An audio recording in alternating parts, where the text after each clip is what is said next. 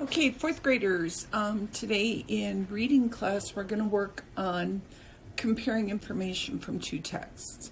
So you will see on IXL, they'll show you one little paragraph and ask you some information about it. Then they're going to show you another person's thing about or point of view for it. And you're going to compare that with the first text. So I'm going to do a couple of them on IXL with you because I think that's just going to be easier for you. That's why I'm doing a Loom instead of what I usually do for your classes.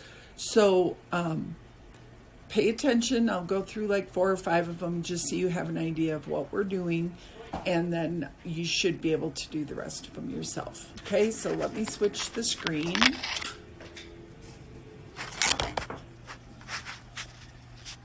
Okay, there we go. So, might be a little bumpy because I have to work my other computer too. Okay, let me go down a little bit.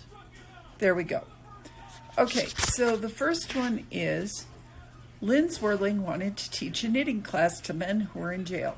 She felt that it would be fun and educational. Swirling visited several jails to discuss her offer, but those in charge turned it down. They believed the men wouldn't be interested. Swirling didn't give up. She just kept asking, and finally one person allowed her to try. Swirling and a friend immediately set up a weekly class called Knitting Behind Bars. The class became so popular that it needed a waiting list. Swirling had been right all along. The men enjoyed the craft. So now it tells us to select one detail that is included in the text. We read all 3 details before we make our choice. The men in the Knitting Behind Bars program enjoy knitting. The men in Knitting Behind Bars give hats to charity. Knitting teaches people how to be patient and work toward goals. Okay, I'm going to mark the top one and then submit my answer. And we're good. Now, here we go again. This is the same type of thing. But it's a different person's point of view. At a Maryland prison, men gather every week for a class called Knitting Behind Bars. They knit dolls and hats, many of which they give to children's charities. The class isn't just about learning to knit. It also helps the men learn important life skills. When they knit, they are practicing patience. They are also learning how to set goals and work toward them. Lastly, the class teaches them to pay attention to details. These skills help the men complete their jail term successfully and prepare for life after jail. Okay, let's look at our choices. This one says,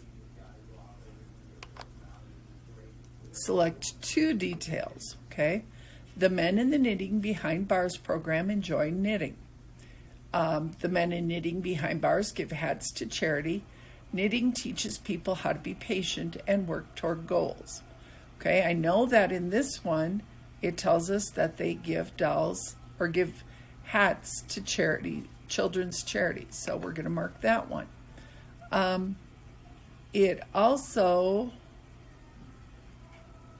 says they learn how to set goals and work toward them. And it talks about being patient. So I'm going to mark this one. Okay, we got a wonderful off of that. Now, they give us a chart that compares the answers we gave. So, compare the details that were included. Text 1, the men in the Knitting Behind Bars program enjoy knitting.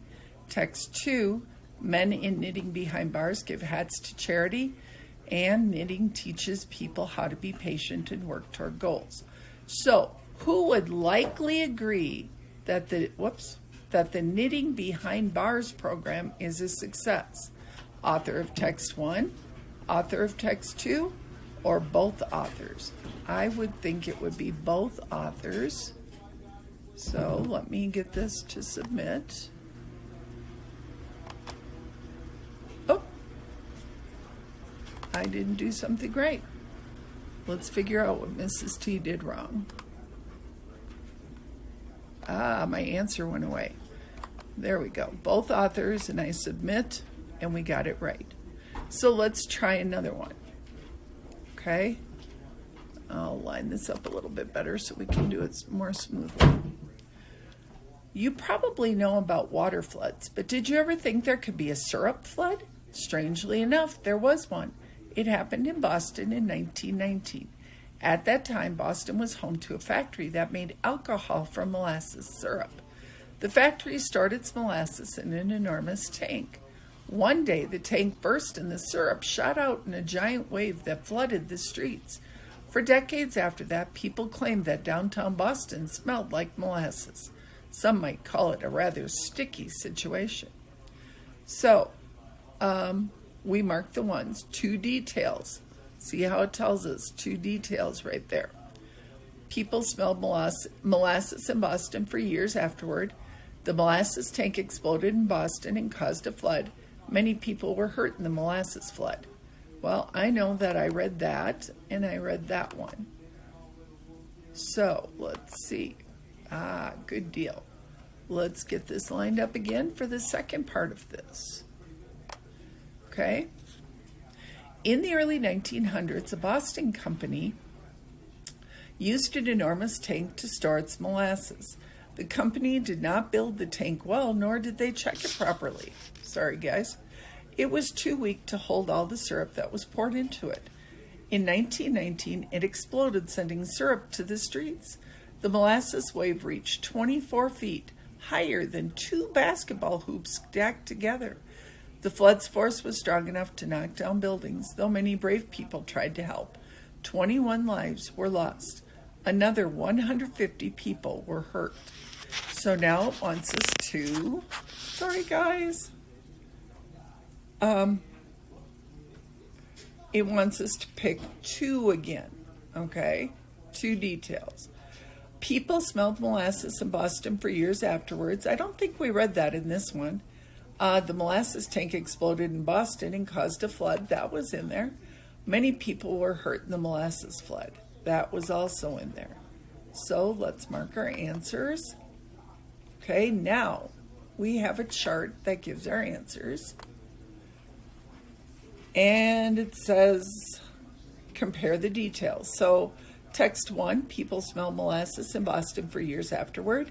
A molasses tank exploded in Boston and caused a flood. Text 2, molasses tank exploded in Boston and caused a flood. Many people were hurt in the molasses flood. So who would likely agree that people shouldn't joke about the Boston molasses flood? I'm thinking it would be the author of text 2, because that one talks about how people got hurt. And we were correct. So let me flip the screen. Oh, sorry guys. So you guys are going to do the same thing. You're going to keep reading these and fill in your chart and then make a decision about would it be the first text author, the second text author, or both authors. And you saw sometimes it is both authors. So take your time and do a good job on this, but be sure you work on the skill today. Okay, you will do language arts skill G3. Okay, language arts skill G3.